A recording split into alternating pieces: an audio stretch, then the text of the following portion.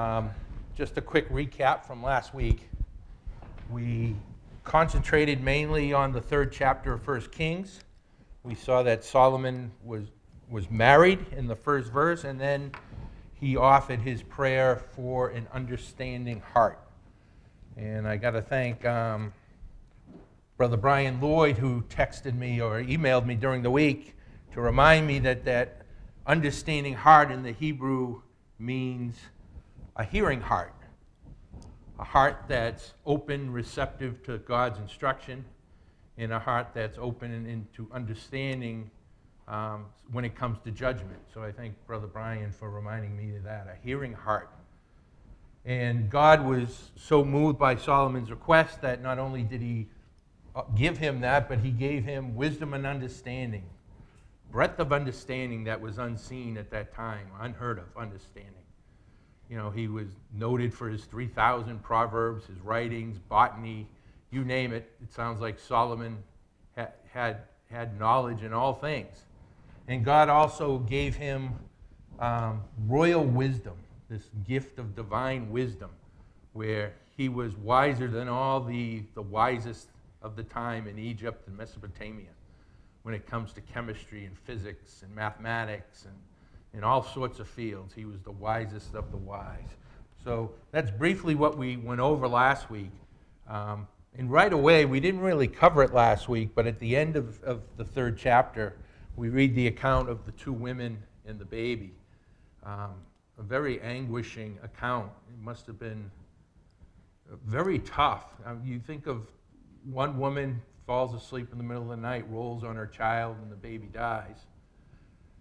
And then she wakes up in a panic, grief-stricken. You just can't imagine that. And she goes and takes another woman's child as her own. And it's a difficult situation for Solomon. Here he is, a young ruler, and one of his first judgments, I would take it, was this case.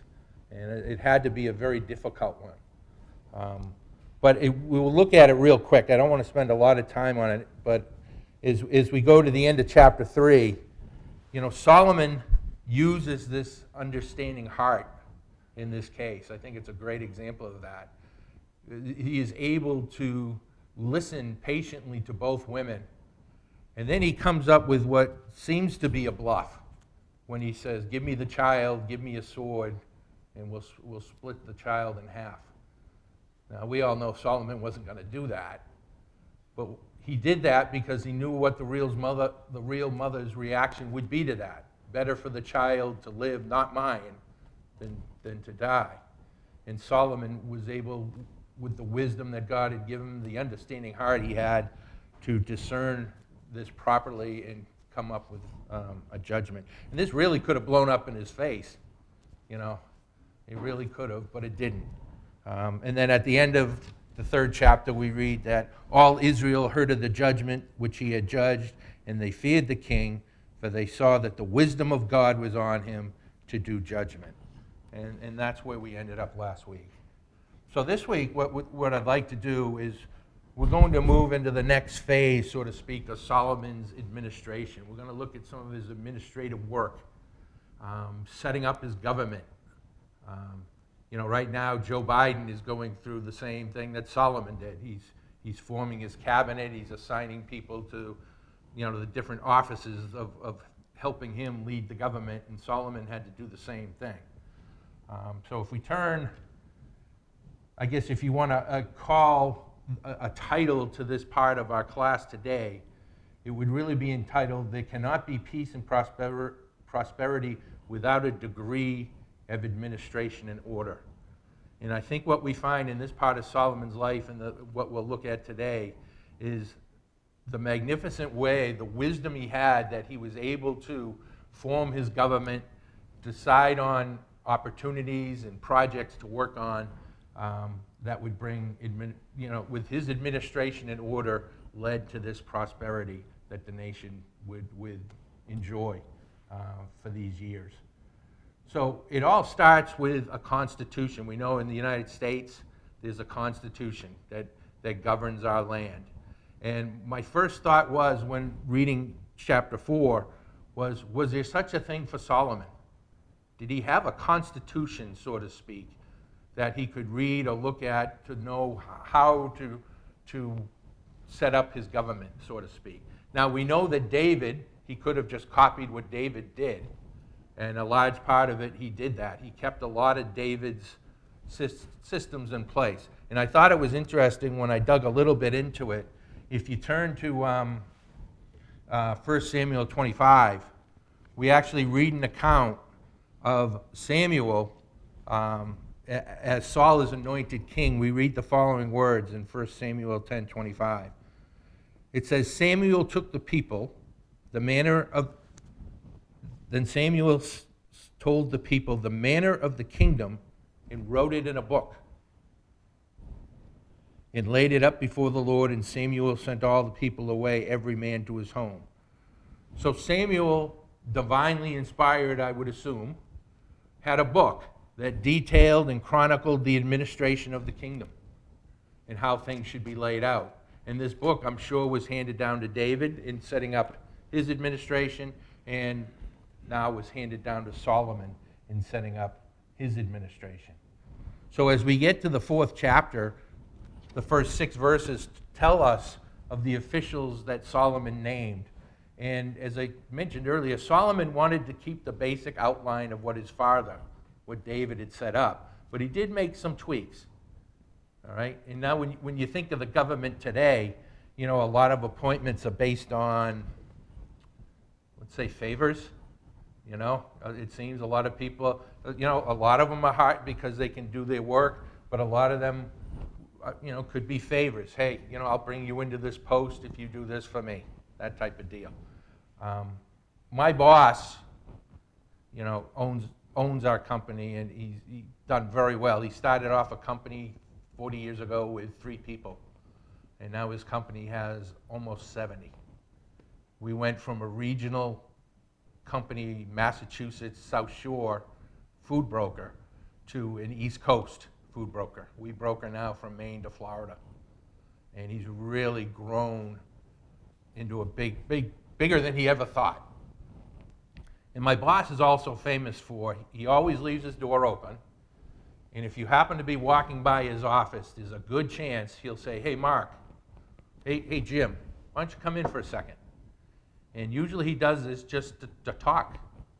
It's not really, it could be work-related. It could be, what do you think of the Pats? What do you think of this? What do you think of that? And he once told me, and I put the quote up on the board, and it's not word for word because this probably was 15 years ago, but the gist of it I think you'll get. And he probably used the word a good owner, a great owner, maybe threw in wise, but a wise owner, a good boss, realizes that he or she cannot achieve their goals on their own merit, and they need to surround themselves with other confident and competent people, with other leaders who succeed in their roles and what they're good at, and to let those people use their talents to the best of their ability. And I have to say, my boss is probably one of the best I've seen at being able to do that. He hires people, and our company, the turnover rate is very low. I think in my 17 years, maybe 2 people have left our company or let go. I mean, that's pretty good for 17 years. And he's able to find people, quality people, and bring them in to help build and grow his company and make us successful. And Solomon had much of that same and more when it comes to his administration and the people that he joined up with, his circle of friends, his circle of people. And that's kind of a lesson to us too in our lives. Who are we hanging out with? Who are our friends? Who are the people we associate with in our lives? Because let's face it, together we build each other up. Our friends, our people we associate with affect our everyday lives in one way or another. And if we're hanging out with people of like mind, of like faith, of like purpose, it's only going to grow and strengthen us. Whereas if we're hanging out with people that morals and values aren't really this online with ours, that's going to affect us in a very different way. So Solomon was great at this. God had given him such wisdom that he was able to get the best of the best and discern the people that would really help him. As wise and great as he is, he can't do everything, right? And that's one thing my boss always says, I'm one person. I can't do it alone. And Solomon realized the same thing. So we see here in these first 6 verses, and we won't read them because they're names I don't want to try to pronounce, just because I'll probably get some of them wrong. But you notice some of the same names in there. Nathan and Zadok are mentioned as being put into some of these administrative positions. So what he did is he kept a lot of people that were loyal to his father, which makes a lot of sense, or he hired their sons, those who worked for David and were loyal to him. He maybe hired their sons for posts within his administration. So he did those type of things in his new administration. But he did make some changes as well. Now, you remember under David's administration, David had really 2 at the end. He had 2 army generals. One was Joab, who we mentioned a few weeks ago, and the other was Benaiah. Now, what David had 2 different, he had his army, and he had his, let's say, his royal guard, a specialized unit army that he formed. And Solomon said, well, we don't need this anymore, and he just merged them into one unit. And I first started thinking, why would he do that? Why would that be so important to do? Why would he do it? And the only thing I could come up with is, well, Joab was out of the picture. You remember? Earlier on, he joined Adonijah with the conspirators, and with Joab out of the picture, because we know at the end of David's reign, their relationship, Joab and David, was not very good, and David couldn't trust him. David could not trust him at all. So that's why he came up with this royal guard, just in case scenarios. And they came in handy, didn't they? During Adonijah's conspiracy, this group, this royal guard, helped stop that conspiracy. So Solomon, with Joab out of the way, with the peace enveloping, he figured we didn't need that anymore, and he just merged everything into one. And he also, we read in the account in verse 6 that he added a palace manager, someone to overlook the affairs of the palace. And, you know, my first thought was a palace manager, so this makes it assume that David didn't have one. And it's like, why would he need that? And then, of course, we'll get to it, Lord willing, next week, is that the size of his palace was going to be so enormous, with all the, later on, with the wives that he takes on and everything else, that he probably did need somebody to run the everyday affairs of the palace.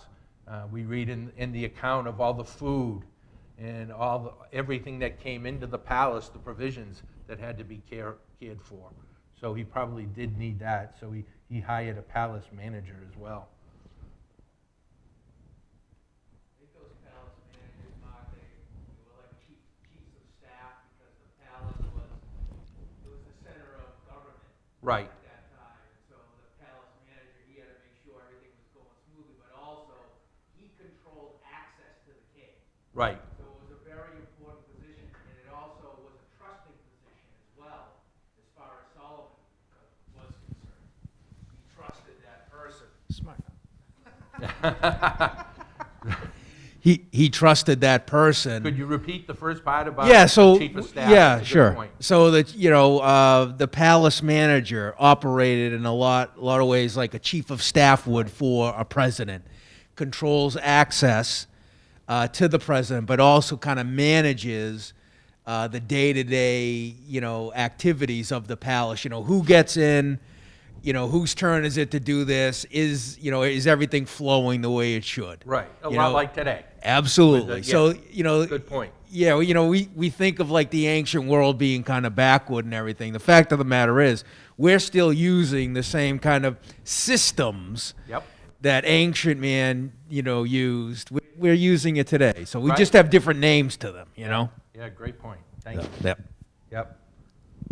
So one other thing Solomon did in verses 7 through 19 of this chapter is David had the kingdom set up based on the tribes, the 12 tribes. Well, Solomon changed that. He broke them up into districts. He made 12 districts, and I don't know if you can see it clearly. Oh, that's pretty good, the map. But the numbers in the white are the districts that he formed, and he went across tribal boundaries. And one of the reasons he did that was to strengthen the central government, really. So one tribe couldn't say, hey, look, we don't think we're being treated as fairly as the other tribe. So he kind of put these districts out there. And these districts they took turns, and they were responsible 1 month of the year in supporting the palace, the king, with food for the animals, and workers. They had to supply workers for the projects that were going on in the kingdom. So they would take turns. One thing I found fascinating, which I didn't know, and I found more than one source that said this, is that it appears that Judah was exempt from this districting. They were separate from the rest of the districts, that there was no taxation on Judah, and that they were exempt for these providing provisions and stuff for the kingdom.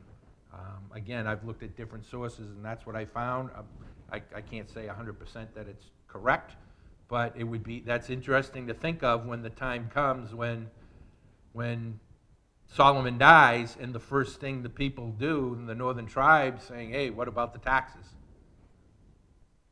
Why are you going to lighten the burden, so to speak, that this issue comes up? So this issue of taxation seems to permeate throughout Solomon's reign, that it's an issue. Now, when times are good, like they are now, that issue gets suppressed. But when things start to change a little bit, as we know nowadays, things rise up within governments when times aren't so good. And so this issue right now isn't an issue, but as we know later on in chapter 12, it becomes an issue, taxation. So that's just a nugget, if you want to do your own research, and if you think you have something that counteracts what I'm saying, please let me know. But that's, I've looked at 4 or 5 different sources, and they all thought the same thing, that Judah was exempt from this taxation and from this service to the king. Okay? And then, of course, we get to the end of chapter 4, and the marvelous description of how prosperous the land was in verse 20. It says, Judah and Israel were many as the sand which is in the sea in multitude, eating and drinking and making merry. So there was no need to question anything for the people. They were happy. Everyone was happy. Everyone had a nice livelihood, prosperity. They were making contracts, alliances with other nations, and things were moving. Things were getting done. Solomon reigned over all kingdoms from the river unto the land of the Philistines and under the border of Egypt. So from the river being Euphrates. And I had that up on an earlier map. It's not, you really can't see it on this one. But the expanse of his kingdom extended quite a bit from what his father had. And they brought presents and served Solomon all the days of his life. And if you go down to verse 25, Judah and Israel dwelt safely, every man under his vine and under his fig tree, from Dan even to Beersheba, all the days of Solomon. So we really get this picture of, this snapshot of what the future holds in the kingdom age. Because we know this isn't, it's a snapshot of what's to come. It wasn't going to be the reality at this time. So there was peace in the land, prosperity in the land, and Solomon was really revving up things to continue to strengthen his reign. And it really speaks, to that order, that peace and prosperity without administration and order. And, you see that throughout the world today. Those nations where the governments are, there is no administration, there is no order. And the world is facing that now, and until Jesus returns, we won't see this type of administration and order and peace throughout the land like there was in Solomon's time. Any questions, comments, thoughts? No? Okay. So now we're going to move on to Solomon's temple, and we get to chapter 5. And Solomon makes a deal. We've mentioned Hiram quite a bit. Hiram, king of Tyre, who actually started off with alliances with David, continues those alliances with Solomon, And in chapter 5, they make an agreement for Hiram to supply Solomon necessary materials so that he can build the temple to God. So this was Solomon's first great act, his purpose, his drive. As we said earlier, back in chapter 3, how his heart was solely on God. Everything was for God and to lift up the people, the nation of Israel, to lift the people up with him, to present themselves as a sweet aroma to God. And that's what drove Solomon in these early years of his life, was pleasing God, following God's word, and bringing the people, lifting everybody up. And that's what he does when we look through this building and dedication of the temple. There are brothers out there far smarter and wiser than I that could do a lot more with the temple than I am going to do. But I'm looking at it more from what Solomon did to get the work done. So we won't be looking at all the articles that were in the temple and stuff like that. That's just beyond my comprehension, but more into the things that he did, like making this alliance with Hiram. Now again, he was wise enough to know, I can't do it myself. I need people, I need workers, I need alliances with other people. We don't have these materials of cedar logs. We need to get them. So they made an alliance. They made a deal with Hiram. And if you go to chapter 5, it says, Hiram, king of Tyre, sent his servants to Solomon, for he had heard that they had anointed him king in the room of his father, for Hiram was ever a lover of David. So you see that great relationship Hiram had with David, and he wants to carry it on. He wants to go meet this new king, the son of David, and keep this thing going. And Solomon sent to Hiram saying, Thou knowest how that David my father could not build a house under the name of the Lord God, for the wars which were about him on every side, until the Lord put them under the soles of his feet. But now the Lord my God hath given me rest on every side, so that there is neither adversary nor evil occurrent. Rest at every side, peace on every side. And that's exactly what Solomon's name means, isn't it? Peace. So we have this forerunner of a peaceful kingdom, Solomon being, at this time, the king of peace. And of course, the reference is to the future with the Lord Jesus Christ being the Prince of Peace, who will bring true peace upon the earth, because we know this peace is not an everlasting peace at this time. And Solomon continues, he said, Behold, I propose to build a house under the name of the Lord my God, as the Lord spake unto David my father, saying, Thy son, whom I will set upon thy throne in thy room, he shall build an house unto my name. And then Solomon asked him in verse 6, cedar trees out of Lebanon, my servant shall be with thy servants. So he's asking Hiram not only to supply the cedar logs, but to be his foreman, to be his leader on the building crew. I'll give you my servants as well, along with your servants. They'll work together under you, and you report to me. That's basically what he's doing here. He's asking Hiram for this. Let's see, still in verse 6. I give hire for thy servants according to all that thou shalt appoint. For thou knowest that there is not among us any that can skill to hew timber like unto the Sidonians. So again, his acknowledgement that as wise as he is and knowledgeable, he realizes that they don't have these woodcutters like the Sidonians, these masters in their craft. And that's what he desires. He wants the best of the best to work for him. So he's reaching out and getting these people, not only in his administration, but in the building of the temple. Okay? So we talked about, and in verse 5, we all know this, that, Solomon at this time is just totally committed on one thing, his God. And being able to not only bring the people with him, but to go out to all the nations around and show how great his God is in everything that God stands for in the building of this temple. It really was his sincere effort from his heart to reflect God's glory in this temple. And he does that by making alliances and by hiring the best to get the work done. So we read, and we won't turn this up, in 1 Chronicles 28, where David not only gave Solomon the designs for the temple, but David accumulates, and you can read this on your own in 2 Chronicles, a lot of the treasures and the things for the materials for the temple ahead of time. It's quite a reading in there of everything that David done, because he was praying that he would be the one that could do this. So he did a lot of the preparations beforehand for his son. So now if we move over to chapter 6, we get the actual beginning of the building of the temple. And it says in verse 1, it says, "It came to pass in the 480th year after the children of Israel were come out of the land of Egypt." So 480 years since the Exodus, the building of the temple was to begin. "In the 4th year of Solomon's reign over Israel," we had mentioned that earlier, "in the month Ziph," which is the 2nd month, which if I'm not mistaken is somewhere in April or May. I think Ziph falls in that time period, which is the 2nd month, that he began to build the house of the Lord.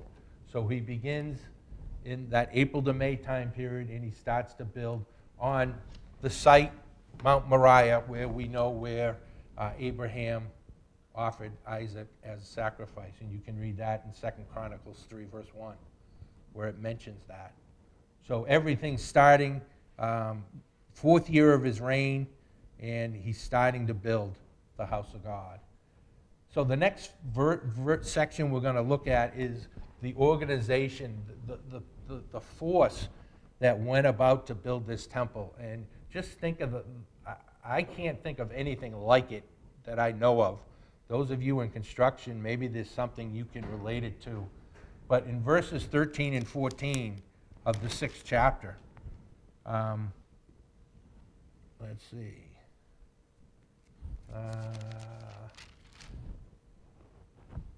I'm sorry, I'm back in chapter 5. I'm sorry about that. Solomon raised a levy out of Israel, and the levy was 30,000 men. So this levy wasn't money. This levy was slave labor, workers. 30,000 men out of Israel to work on this temple. And they rotated them in and out. There were 10,000 workers at a time. They would work 1 month, and then they would get 2 months off. And you might be saying, wow, Brother Jim Boyko was like, wow, I got to go to my boss with that deal. That sounds really good. 1 month on, 2 months off. But you weren't doing this kind of work. Just think of the work they were doing with stones and timber and everything they were doing. I probably wouldn't have lasted a day. I don't know about the rest of you. Real back-breaking, hard work. Rich? I think Brother Jim would be one of these guys that had all of the answers, as far as how to do things, and he may have been maybe sent to the mines or something like that after, a couple weeks.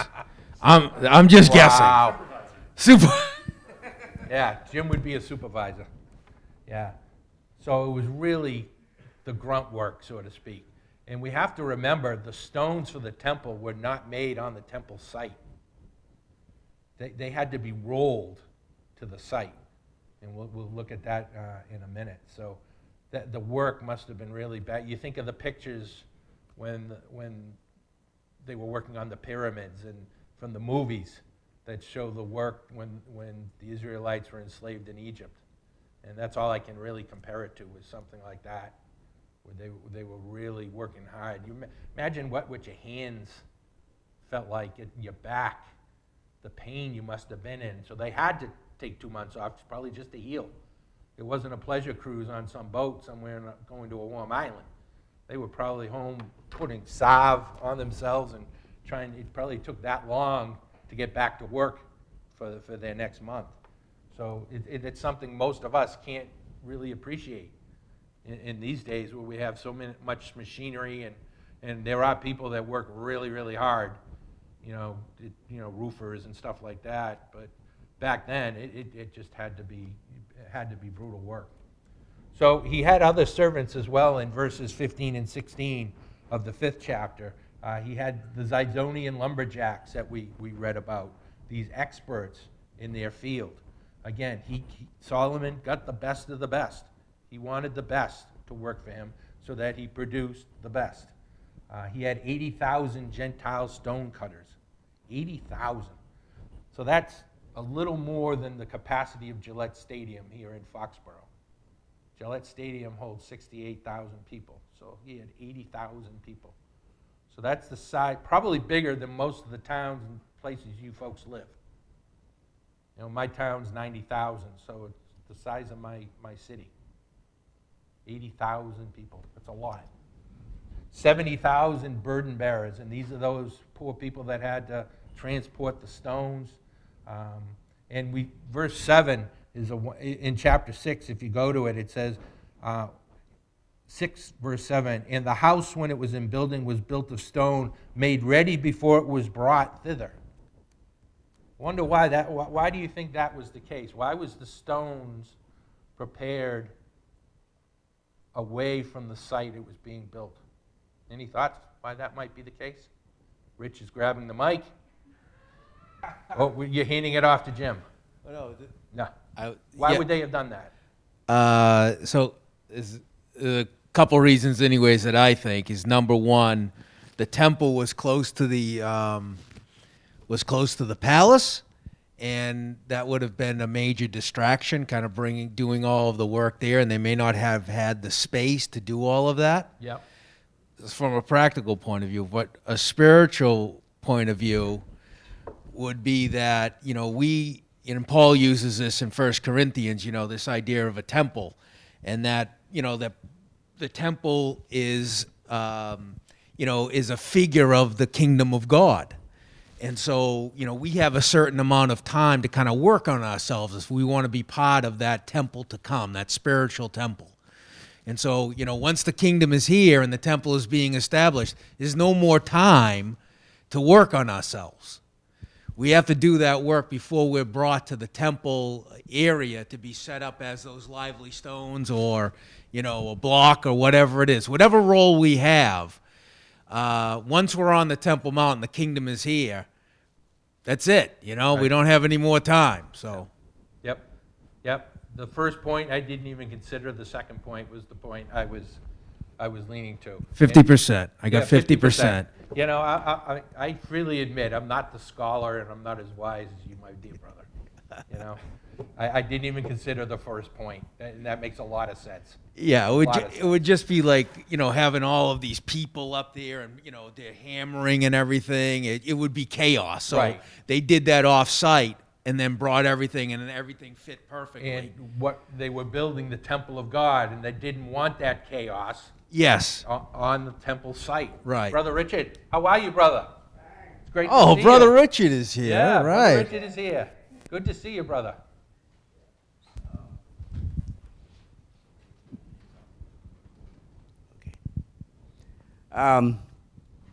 There's a spiritual application here too. Those stones had to be smooth and cut to the precise measurement that the stone was to fit into the temple, and that's us. We got to get all the rough. Oh, we got to get all the rough edges off of us, Right. and so that we'll fit in smoothly into the slot. Yeah, you're exactly right. Oh, Brother Jim Sullivan.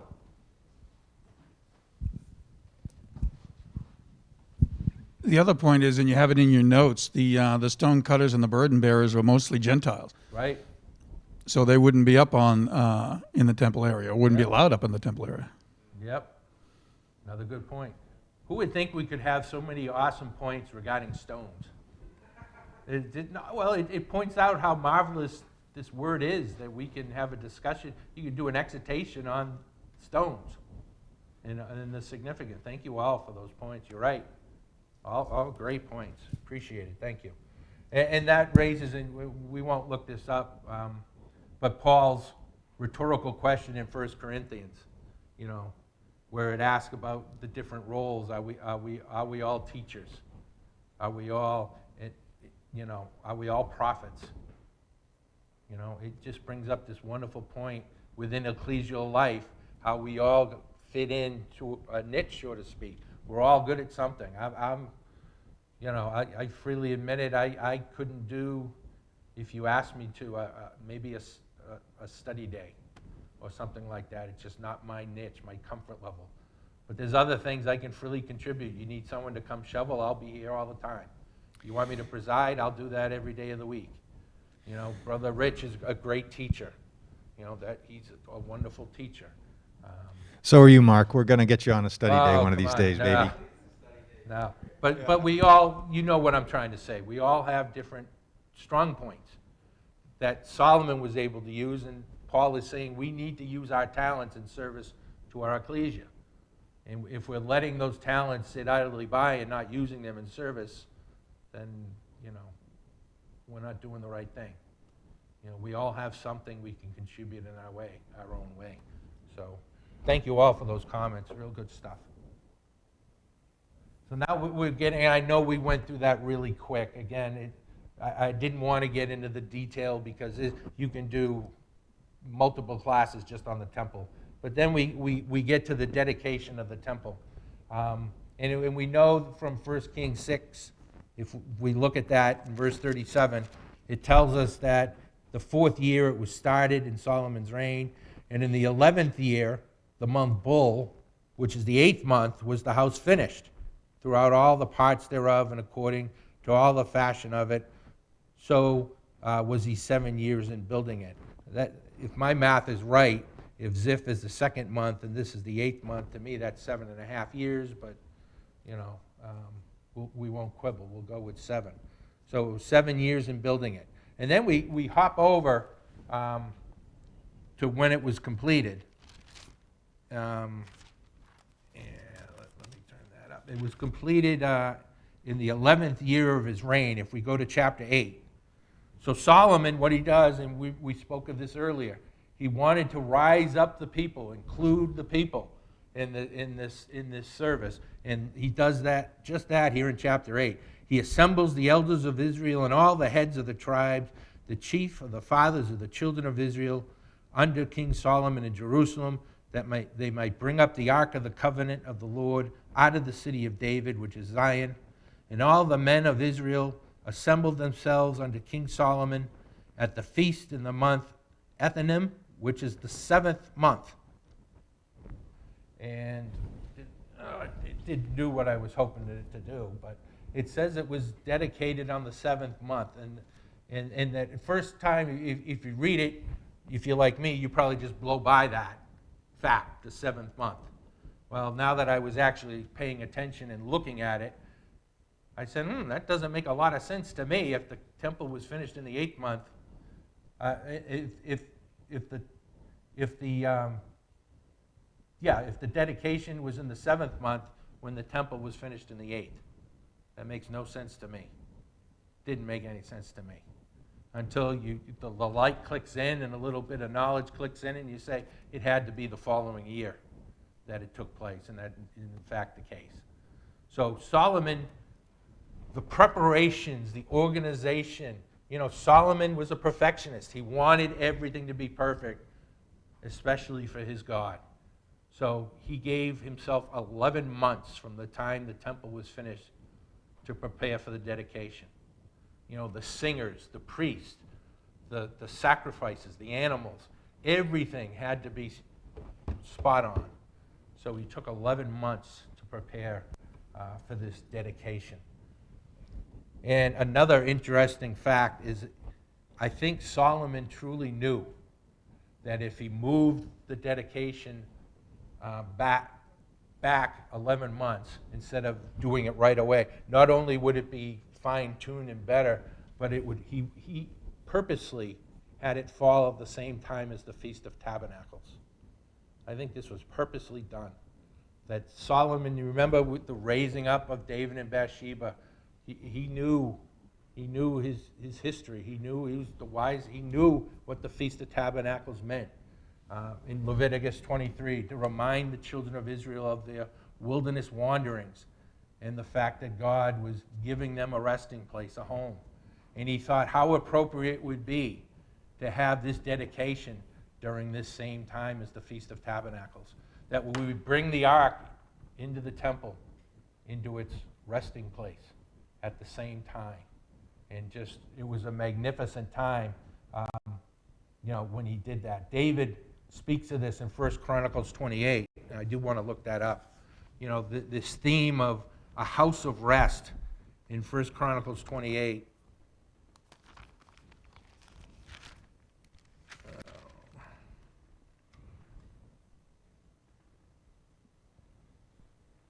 Yeah, 1 Chronicles 28, verse 2. David the king stood up upon his feet and said, "Hear me, my brethren and my people.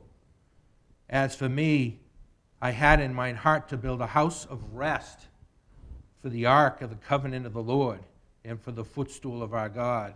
And he prepared to build.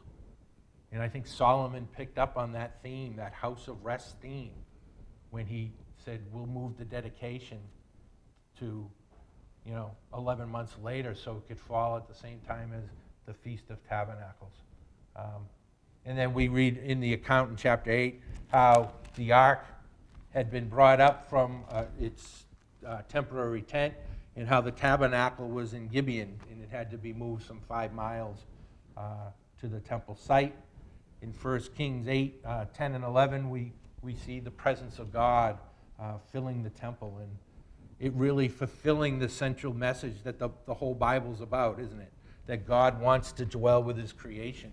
He wants to be with people that love him and that listen to his word and obey him. So his glory fills the temple. And I'm sorry if I'm rushing through. I'm just looking at the clock. We're going to finish up here. Solomon, starting in verse 14, makes lengthy speeches and prayers for the remaining of the chapter. And one of the wonderful things about these speeches, and you can read them yourselves, but you have to think, brothers and sisters, how much David was on his mind during this time. David was the one whose heart it was to build the temple. David was Solomon's, we read earlier in our studies how much David, taught and talked to Solomon about things concerning God. And here it was, this temple that David had envisioned building was being completed. And Solomon could only be thinking of his father. You just got how reflective he must have been. And you see that in his speech in 1 Kings 8. How many times he mentions David is just incredible. Some of the verses that we look at, verse 15, Solomon says, "Blessed be the Lord God of Israel, which spake with his mouth unto David my father." Verse 16, "But I chose David to be over my people Israel." Verse 17, "It was in the heart of David my father." So it's evident throughout, and there were more, how much David influenced his life and how much he was thinking of him at this glorious time when the work had been completed. And it must have been, there must have been tears of joy coming down Solomon's face at this time when everything had been done. It must have been just a marvelous, marvelous thing for him. He offers a prayer, and we won't go through the prayer, but if you read the prayer, the one thing that's very striking is that it seems that Solomon is praying in advance for forgiveness for future sins. It's almost like he knows that as well as things are going, that not only the children of Israel but himself will backslide, that will fall short of what God expects of us. And he prays in advance to God to hear their prayer and to forgive. A lot of that within his prayer. And again, you can read that for yourselves too. So he finishes his speech. He blesses the congregation, and we'll end with this here. And there are other times in Scripture where we see kings trying to take over a role as priest. We remember Saul did that. He didn't wait for Samuel. All right? And that was a naughty, naughty thing. And we know the kingdom was rent from Saul. And others, Uzziah, when he did it, he came down with leprosy. But nothing happens to Solomon when he does the same thing, when he blesses the congregation. And the only reason for this is because it was had to be divinely appointed by God. This forerunner, this foreshadow of Jesus as king priest here in Solomon, that it was divinely ordained that this be done. And he reaches out to the congregation and he blesses them. And we're going to go to the end of chapter 8 before we conclude. So Solomon held a great feast, 2 weeks. He holds his feast, all the people. And then finally, it says in verse 66, he sent the people away. They blessed the king. They went into their tents, joyful and glad of heart, for all the goodness that the Lord had done for David his servant and for Israel his people. This is the high point, the golden age, the high point at this time of Israel. This one verse. It's not all the material stuff that they accumulated, we read about earlier, all the prosperity, the wealth. It's this verse right here. The joy, the gladness, for they were truly with their God at this point. And it only makes you think, brothers and sisters, as we await the kingdom, do we have this type of joy and gladness as we await the return of Christ? I remember when I was younger and not so wise, my thoughts were, Jesus can come back, but can he wait till I graduate from college? Or can it happen after I get married and have children? That's not seeking the kingdom with gladness and joy. We should be at the point where no matter what our circumstances are, that first and foremost, gladness and joy are always in our hearts for our coming King. And on a separate note, someone want to do a study. Hezekiah, amazingly, if you read the account of Hezekiah, it'd be a tremendous study to do because he reflected a lot of his actions in his life on Solomon. He tried to bring back that glory that Israel is going through right now, and he tried to bring it back in his time. And it would be a great study comparing Hezekiah and Solomon. So I put that there for your own personal study if you want to do that on your own.